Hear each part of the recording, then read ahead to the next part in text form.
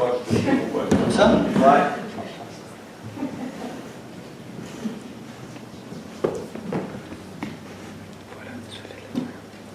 J'espère que vous allez bien. Oui? Tout le monde? Oui. Tant mieux. Des fois, on peut se faire dire salut, comment ça va? Puis généralement, on dit bon, ça va quand même bien. Mais je me demande si vraiment, le soir, quand on est tout seul, on s'arrête et on se dit ben, est-ce que je vais vraiment bien? Est-ce que vraiment je me sens en paix? Est-ce que vraiment je déborde de joie? Ou c'est quelque chose que je veux laisser paraître parce que ce qui est normal en société, c'est on va bien, puis on vit les uns les autres ensemble, puis on est en relation. On est quand même privilégié ici au Centre Emmanuel d'être tous ensemble, être une grande famille, puis avoir la chance de se réunir le soir, le samedi soir, puis le mercredi soir. Je ne sais pas si vous réalisez cette chance-là qu'on a. Moi, je travaille à l'Institut Santé Mentale, en fait, Robert Giffard. Puis ce qui me frappe, c'est de voir, quand tu regardes quelqu'un, juste le fait de regarder quelqu'un, c'est comme s'ils sont surpris de voir que hey, quelqu'un s'intéresse à moi. Puis tu leur fais un sourire, puis tu dis comment ça va? Là, c'est comme si, il me pose une question, il veut rentrer en relation avec moi. Mais ce qui me frappe, c'est de voir que ces gens-là, sont seuls, puis ils vivent isolés.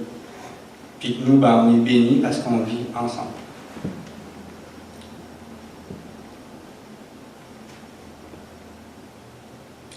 Puis c'est le fun qu'on soit ensemble, puis qu'on se réunisse, puis qu'on soit une grande famille. Puis qu'on puisse s'encourager à marcher dans le Seigneur. Fait que je vais prier. Puis après ça, on va tourner dans Apocalypse 2.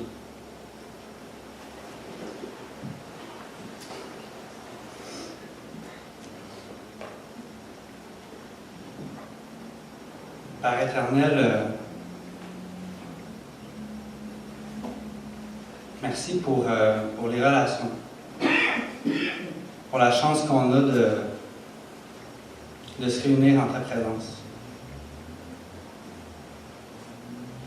Mais Seigneur, avant toute chose, on veut se rappeler qu'on vient devant toi pour te louer toi, pour en apprendre plus sur toi. Ramène-nous à notre premier amour, ce qu'on a découvert quand on t'a rencontré. Cette joie, ce zèle qu'on avait au moment de notre conversion. Tous les changements qu'on a faits dans nos vies.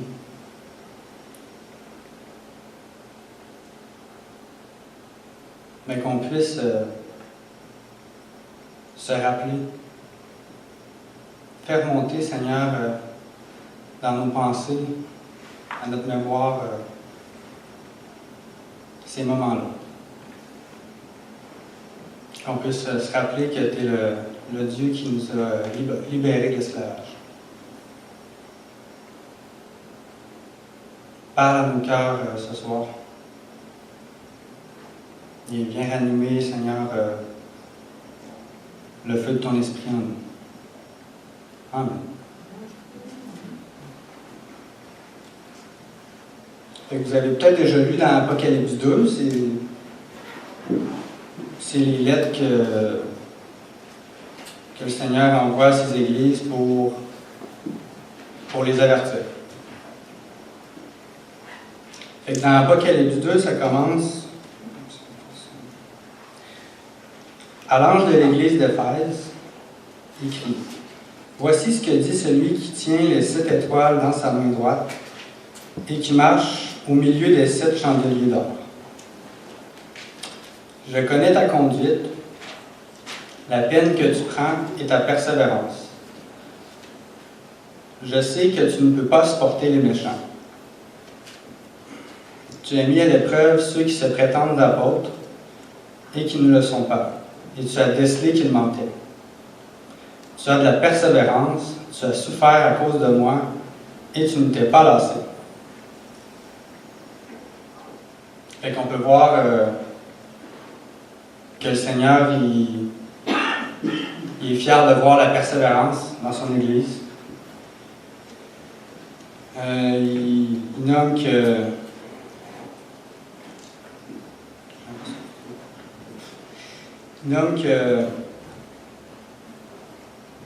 l'Église a du discernement, puis qu'il se préoccupe de vouloir rester saint.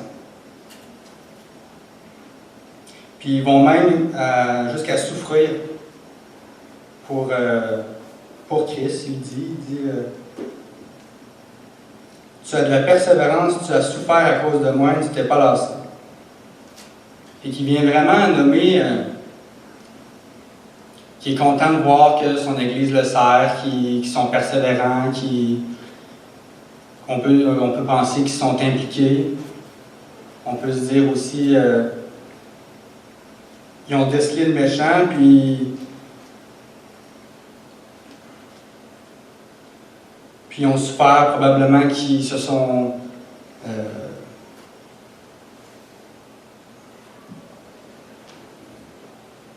pas qu'ils se sont réunis, mais je veux dire qu'ils ont sorti le méchant d'eux, qui se sont regroupés. Puis c'est le fun, cette Église-là semble, de l'extérieur, bien fonctionner. De prime abord, d'après ce qu'on a lu jusqu'à maintenant, c'est une Église qui fonctionne bien.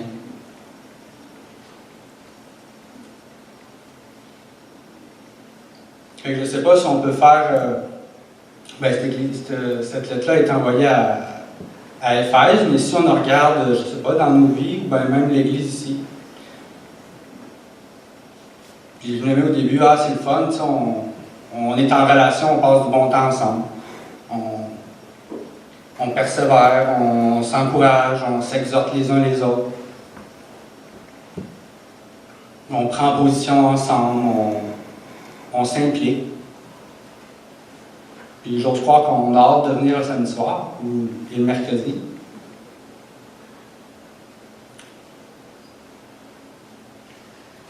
Puis c'est le fun parce que vraiment on grandit ensemble. En tout cas, moi j'apprends à être en relation, j'apprends à fonctionner en groupe. Puis tu sais, on le sait, ça va pas toujours bien, mais on s'assit, on parle, on règle les conflits. Puis on avance. Puis ça, je suis certain que le fait qu'on soit en relation de même, ça nous permet de guérir, d'avancer. Si on continue, au verset 4, il dit « J'ai cependant un reproche à te faire. Tu as abandonné l'amour que tu avais au début. » Je ne sais pas si vous vous rappelez vraiment le moment où vous êtes venu au Seigneur.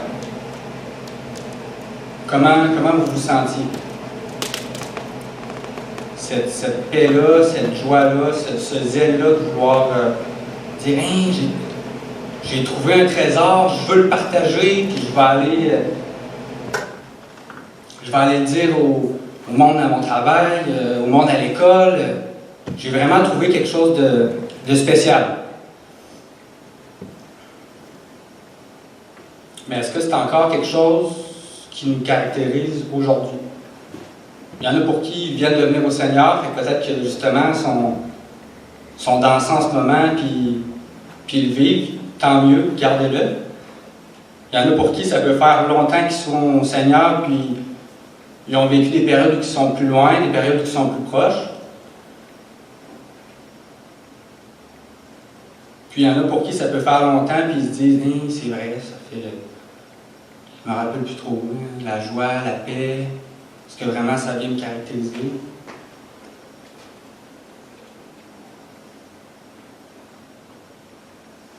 Puis ce qu'il dit, ou ce qui me frappe, c'est vraiment le mot tu as abandonné ton premier amour. C'est quand même un mot fort, abandonné. C'est vraiment, c'est laissé de côté. Puis peut-être de l'extérieur, on continue, comme l'Église, on persévère, on s'encourage, on s'efforce de trouver le méchant, on le sort de nos vies. Mais est-ce qu'on a encore ce zèle-là, cette paix-là, cette joie-là, à vouloir vivre pour le Seigneur avant tout? Puis ça peut être facile, tu sais. Ça peut être facile de mettre les relations en avant-plan. Quand on vient ici le samedi soir, ben, c'est le fun, on est ensemble, puis on s'encourage, puis ça, c'est super, mais j'aimerais qu'on se pose la question, quand on est seul le soir, qu'on se pose la question, est-ce que vraiment, le samedi soir, le mercredi soir, ce que je viens faire, c'est premièrement être en relation avec mon Père. Louer mon Père, puis creuser sa parole.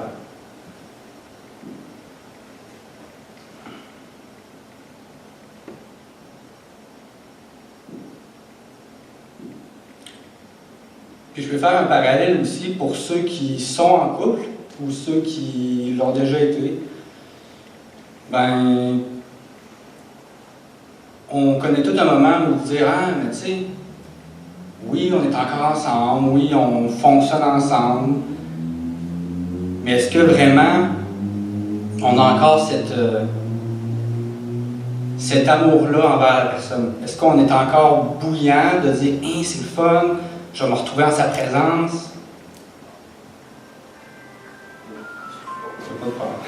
Ça se peut, il y en a pour qui sont en ce moment nouvellement en couple, puis on le vit, mais je ne sais pas si ça caractérise toutes les couples nécessairement.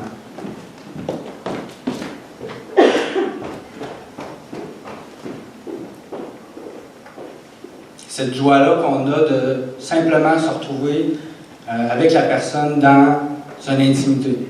Ben, alors avant tout, ça devrait être ça avec Dieu. Cette joie-là de se retrouver en sa présence, simplement pour être en sa présence, parce qu'on sait qu'il nous aime, qu'il aime ça être, qu'on vienne à lui, qu'on entretienne cette relation intime-là avec lui.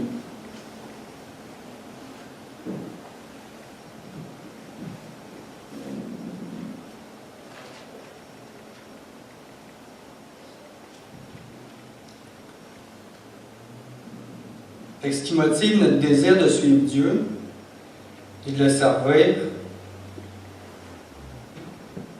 c'est d'être avant tout, c'est de savoir avant tout qu'on est aimé de lui, qu'on a été purifié par son sang. Puis c'est pas quelque chose nécessairement qu'on s'est fait seulement lors de notre conversion, puis on se dit ah ben c'est bon, j'ai été purifié, fait que maintenant ben je peux continuer à avancer à travers la vie, puis je peux faire ce que je veux. Je pense que c'est important de constamment venir devant le Seigneur, de constamment le laisser sonder nos cœurs. On ne le sait pas. Si on essaie d'évaluer, nous, comment ça va dans nos vies par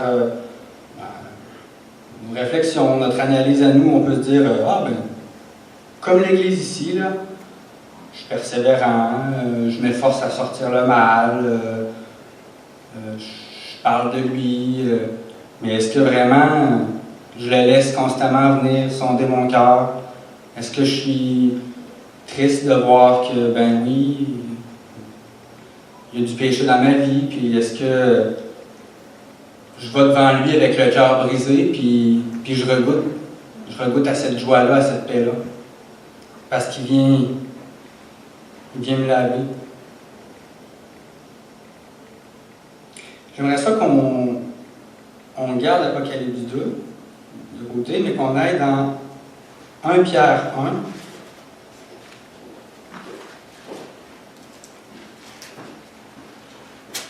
1, versets 3 à 9.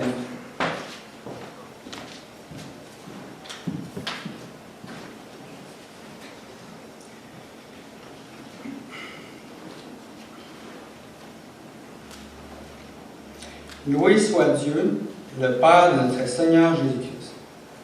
Dans son grand amour, il nous a fait naître à une vie nouvelle, grâce à la résurrection de Jésus-Christ d'entre les morts, pour nous donner une espérance vivante. Quelle est cette espérance vivante? Est-ce qu'on vit cette espérance?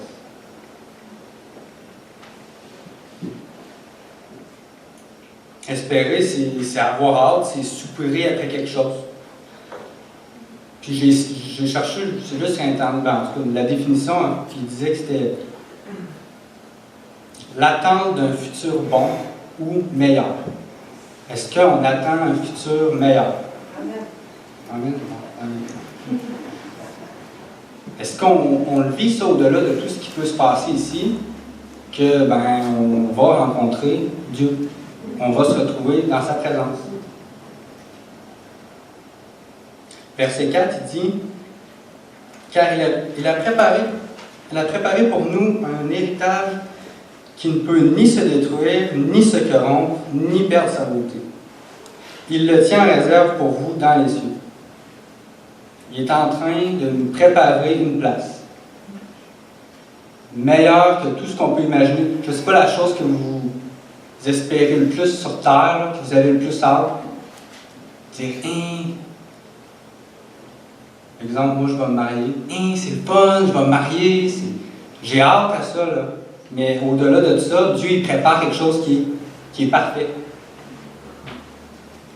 Puis on a l'assurance que ça va répondre parfaitement à nos besoins, puis même au-delà de ça, parce que c'est Dieu.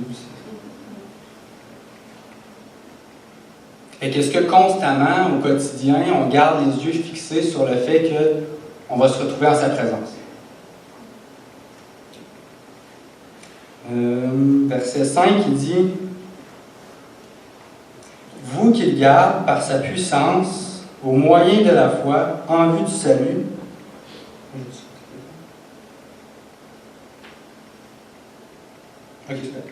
Vous qu'il garde par sa puissance, au moyen de la foi, en vue du salut, qui est prêt à être révélé au moment de la fin.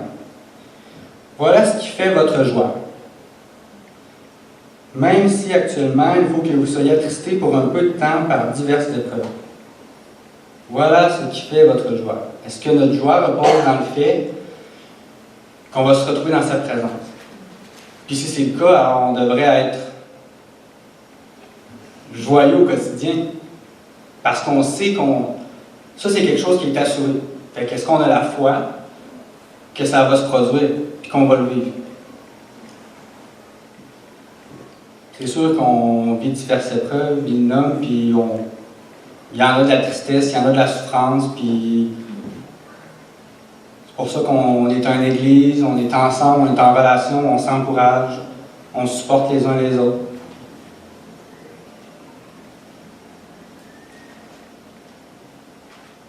Puis je lisais dans Hébreux 1 parce qu'il parle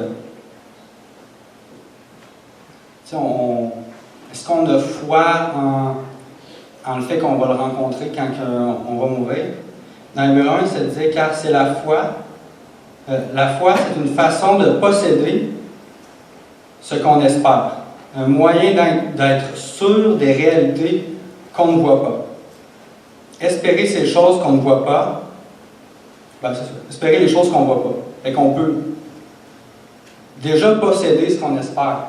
On a déjà l'assurance. Puis la foi d'obéir,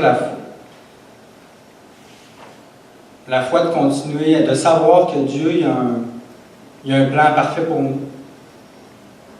Puis d'avancer dans l'obéissance.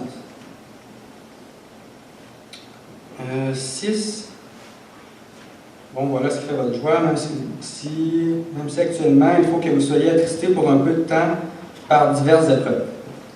Celles-ci servent à éprouver la valeur de votre foi. Le feu du chrétien n'éprouve-t-il pas l'or qui pourtant disparaîtra un jour? Mais beaucoup plus précieuse que l'or périssable est la foi qui a résisté à l'épreuve. Elle vous vaudra louange, gloire et honneur lorsque Jésus-Christ apparaîtra. Jésus, vous ne l'avez pas vu et pourtant vous l'aimez. mais en plaçant votre confiance en lui, sans le voir encore, vous êtes remplis d'une joie glorieuse qu'aucune parole ne saurait exprimer, car vous obtenez votre salut qui est le but de votre foi. Fait que là, au début, il parlait de joie, mais là, c'est une joie glorieuse. Alors, est-ce qu'en tant qu'Église, on est rempli d'une joie glorieuse? Qu'aucune parole ne saurait exprimer. Beau sourire, Philippe. Parce qu'on n'a pas un Dieu qui est distant, qui a envoyé bon, Jésus est mort pour nous, puis là, froidement, ça va nous permettre d'éviter l'enfer et de se retrouver en sa présence. On a un Dieu qui prépare une place pour nous, qui aime être en notre présence, qui a hâte qu'on vienne le rencontrer. Puis la semaine passée, on parlait du festin. C'est un peu ça, le festin. Bon, aller proclamer qu'il y a un festin, est-ce que premièrement, dans nos vies, on le vit, qu'il y a un festin qui s'en vient, puis on se réjouit quotidiennement de ça. Puis c'est ce qui va nourrir notre désir d'aller le dire aux autres.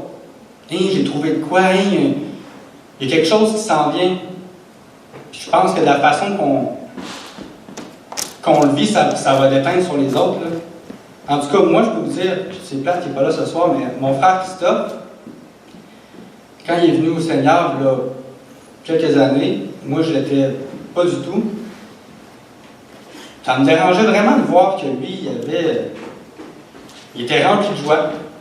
Il semblait avoir vraiment une paix, puis elle était tannant. Là, il écrivait sur Facebook le Seigneur m'a délivré, puis il vivait dans la maison chez nous, puis moi, ça me confrontait. Mais pourtant, il me l'a pas dit directement, c'est plus qu'il vivait et il dégageait. Puis ça, c'est d'être une lumière, c'est ce que le Seigneur nous parle, d'être une lumière, d'être du ciel qui n'a pas perdu sa saveur.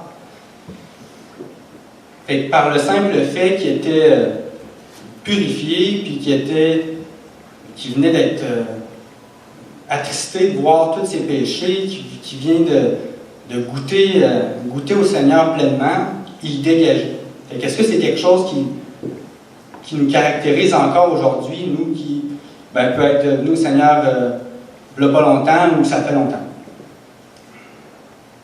Parce que juste le fait de le vivre, ça va avoir un impact. Puis ça peut amener à la curiosité. Hein? Ça me semble pas normal, toi. Qu'est-ce qui se passe? En tout cas, Christophe, c'est l'effet que ça a eu sur moi.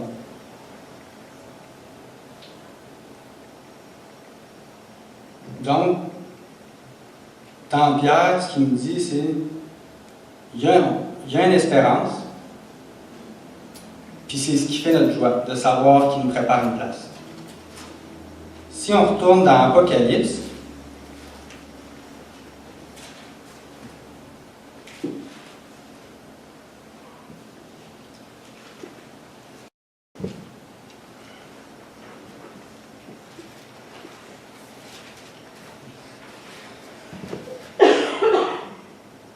le Seigneur il dit « J'ai cependant un reproche à te faire. Tu as abandonné l'amour que tu avais au début. » Ensuite, il dit « Allons, rappelle-toi d'où tu es tombé, change et reviens à ta conduite première. »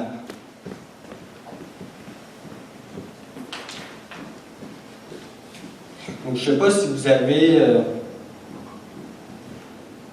des notes du moment où vous êtes venu au Seigneur,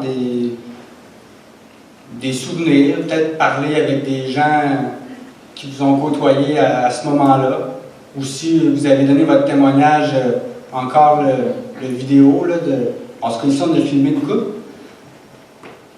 Si vous avez ça, je vous encourage à aller les réécouter ou relire ces notes-là ou discuter avec les gens qui vous entourent. « Hey, j'étais comment quand je suis venu au Seigneur? » Pour se remémorer ça. Parce qu'il dit de se rappeler d'où qu'on est tombé. Il y a un moment où c'est parti, si c'est parti.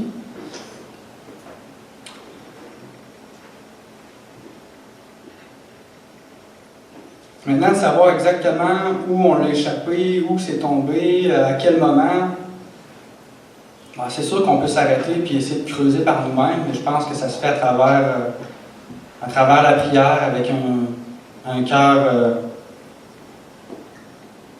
repentant, triste de voir que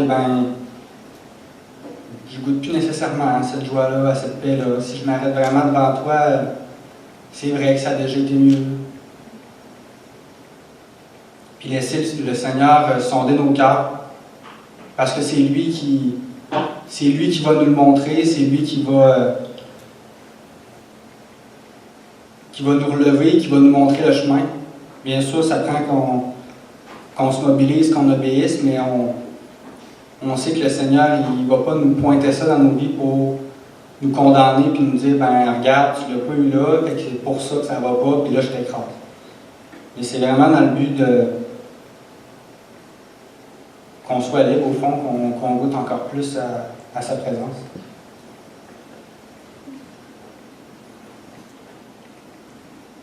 Si on se rappelle toute la joie qu'on a vécue et la paix qu'on a vécue en venant au Seigneur, on sait que qu'est-ce qu'il y avait avant ça? C'était une profonde tristesse. C'était le fait qu'on s'est vu devant Dieu, puis on a vu à quel point on était souillés, qu'on était vraiment pécheurs, méchants, mauvais, complètement. Puis ensuite, qu'on a pu goûter au pardon. C'est là que le pardon il a pris tout son sens, parce qu'on voyait qu'on était souillés, puis qu'on l'a attristé. Puis on a changé, puis là, la paix, la joie est venue. Fait que si on veut revivre ce moment-là, probablement que ça passe avant tout par une repentance.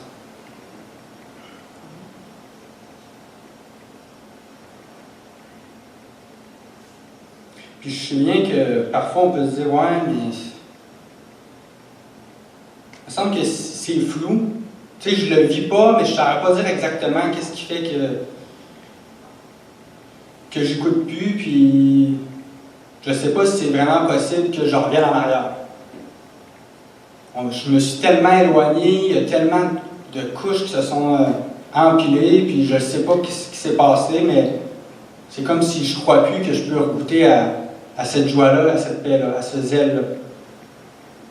Mais pourtant, lorsqu'on est venu au Seigneur, on était complètement souillés, complètement perdus, on ne savait plus, on n'a pas commencé à essayer de décortiquer qu'est-ce qui ne va pas, puis non, on est mauvais, ça ne marche pas. Puis c'est là que le Seigneur il nous a pointé dans nos vies, à tous et chacun, personnellement, regarde ça, puis qui nous a aidés, on s'est mobilisés, puis on a laissé, on a abandonné des choses. Parce qu'il dit, rappelle-toi d'où tu es tombé, change et reviens. On a à changer.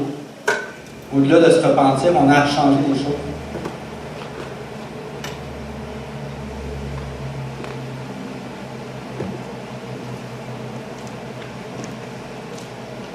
Tu sais, quand que le peuple a été délivré de l'esclavage en Égypte, il y a eu plein de miracles. Puis à travers la marche dans le désert, ils en ont fini par abandonner leur Dieu, à se créer des idoles, à se créer, je pense que c'est pendant que Moïse était sur la montagne, eux en bas, ils avaient complètement délaissé Dieu, puis ils étaient en train de se construire des idoles, puis c'était complètement à l'ébauche. Puis on peut regarder dans la parole et se dire, hey, vraiment, là, il vient les délivrer, puis eux, ils se tournent, puis ils l'abandonnent. Ça, je comprends pas pourquoi ils font ça.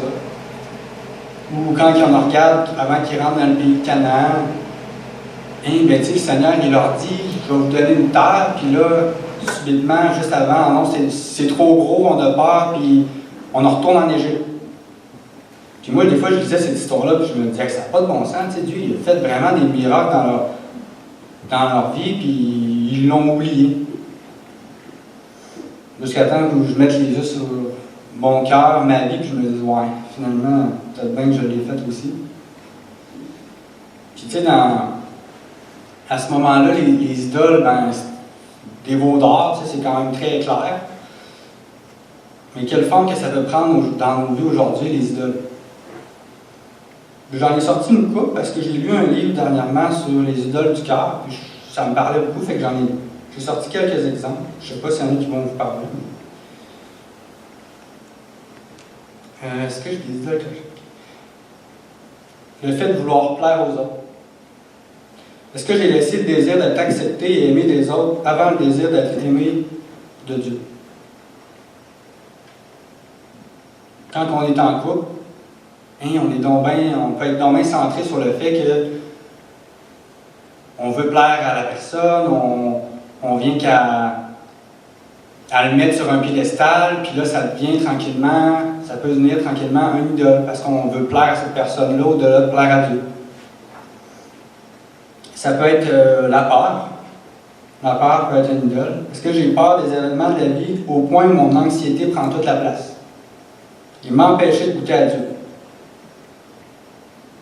Comme le peuple avant qu'il rentre au pays de Canaan, c'est la peur, ça a pris toute la place, puis ils ont viré fous, là, ils voulaient tuer Moïse, puis ils avaient complètement perdu la tête. Est-ce que je veux performer?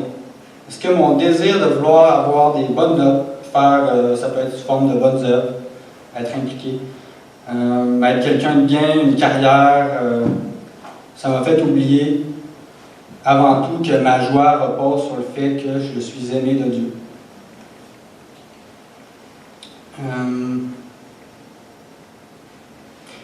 Ceux qui ont des familles, est-ce que le fait de vouloir tellement pourvoir à la famille, s'occuper des enfants, gagner de l'argent pour répondre aux besoins de base, manger, dormir, est-ce que ça peut avoir pris tellement de place qu'on en est venu à oublier Dieu?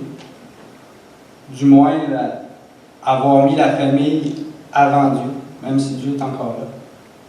Parce qu'on a un Dieu qui est jaloux et qui veut avoir la première place.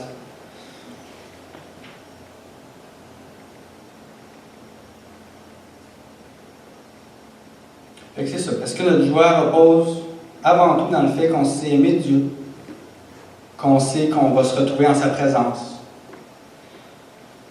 Puis si jamais, oui, on voit que dans nos vies, il y a des idoles qui ont pu s'être construites, bien reconnaître avant tout que c'est des péchés. Des fois, on vient qu'à penser que les bonnes choses ne peuvent pas devenir des péchés, mais dans les faits, si on prend en considération que Dieu veut la première place, puis que ces bonnes choses-là prennent la première place, bien ça vient que c'est des idoles, puis ça vient que c'est le péché. Fait que de juste savoir que oui, c'est vrai, ça peut prendre cette forme-là, puis ben, je pêche devant Dieu parce que j'y ai enlevé la première place dans ma vie. Mais de le partager aux autres. D'être capable de dire, ben, oui, ça, c'est sur le trône de ma vie, puis je suis pas capable de l'enlever. C'est tellement gros, tu sais, ma vie, elle a été construite sur ça, puis c'est comme si c'est tellement enraciné profond que je suis pas capable de l'enlever.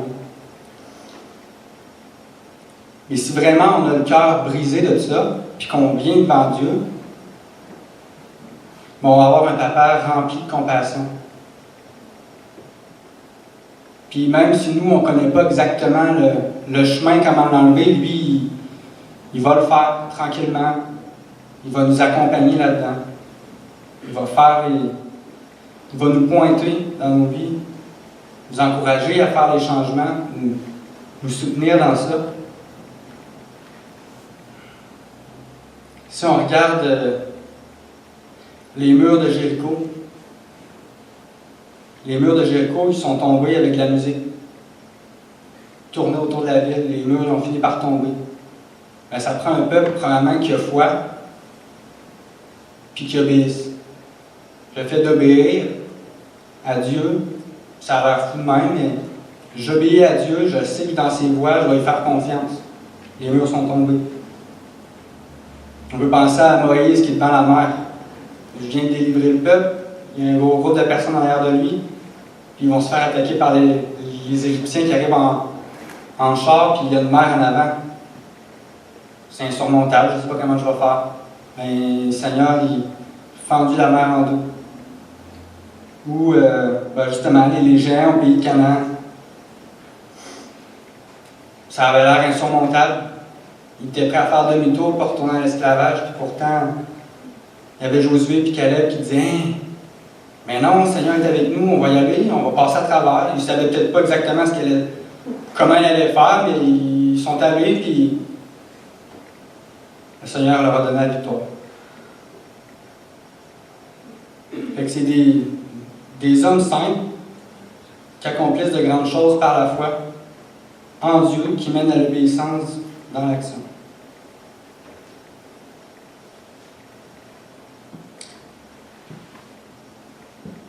Fait qu'Apocalypse 4, c'est ça, Apocalypse 2, mais verset 4. Et cependant, un reproche à te faire, tu as abandonné l'amour que tu avais au début. Allons, rappelle-toi d'où tu es tombé, change et reviens à ta conduite première. Sinon, je viendrai à toi et j'ôterai ton chandelier de sa place si tu ne changes pas.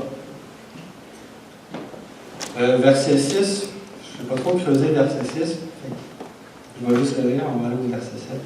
Voici pourtant une chose que tu as en ta faveur, tu détestes les œuvres des Nicolaïtes, tout comme moi. Verset 7. Que celui qui a des oreilles écoute ce que l'Esprit dit aux églises. Au vainqueur, je donnerai à manger du fruit de l'arbre de vie qui est dans le paradis de Dieu. J'aimerais apporter votre attention sur que celui qui a des oreilles écoute ce que l'Esprit dit aux églises. Je me rappelais que je l'avais vu à quelques places dans la parole, puis entre autres dans Matthieu 13, quand Jésus il parle de paraboles au peuple, puis ses disciples, après ça, ils viennent le voir, puis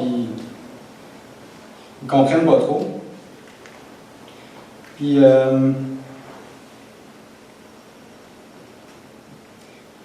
il leur parle du prophète Ésaïe qui disait vous aurez beau entendre, vous ne comprendrez pas. Vous aurez beau voir de vos propres yeux, vous ne saisirez pas. Car le cœur de ce peuple est devenu insensible. Ils ont fait la sourde oreille, ils se sont bouchés les yeux, de peur que leurs yeux ne voient et que leurs oreilles n'entendent. Ça, c'est quand même assez particulier, mais de peur que leur cœur ne comprenne pas, de peur que leur cœur ne comprenne, qu'ils ne se tournent vers moi et que je les guérisse. Puis ensuite, il dit, vous, au contraire, vous êtes heureux, vos yeux voient et vos oreilles entendent. Bien entendu, il s'adressait au peuple, puis la grande majorité du peuple venait écouter Jésus, puis après ça, il s'en allait. Ça arrêtait là. Ils ne comprenaient pas trop les paraboles ou ce qu'il venait de dire. Pour certains, ils venaient voir Jésus, puis ils voulaient comprendre. Mais c'est avant tout, on peut entendre avec nos oreilles, on peut voir avec nos yeux, mais avant tout, est-ce que le cœur cherche Dieu? Puis il dit que quand le cœur comprend, qu'il ne se tourne vers moi et que je le guérisse. Est-ce qu'on croit que quand on se tourne vers Dieu avec notre cœur, qu'il peut nous guérir?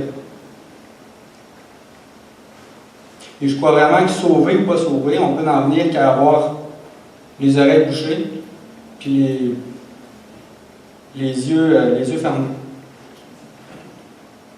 Est-ce que notre cœur est ouvert? Parce qu'il dit après, vous au contraire, vous êtes heureux, vos yeux voient et vos oreilles entendent. Alors, est-ce que nos yeux voient, nos oreilles entendent? Est-ce qu'on a le cœur ouvert? Est-ce qu'on se laisse sonder par l'Esprit de Dieu quotidiennement pour changer? Voilà. Et que j'aimerais simplement terminer par la prière.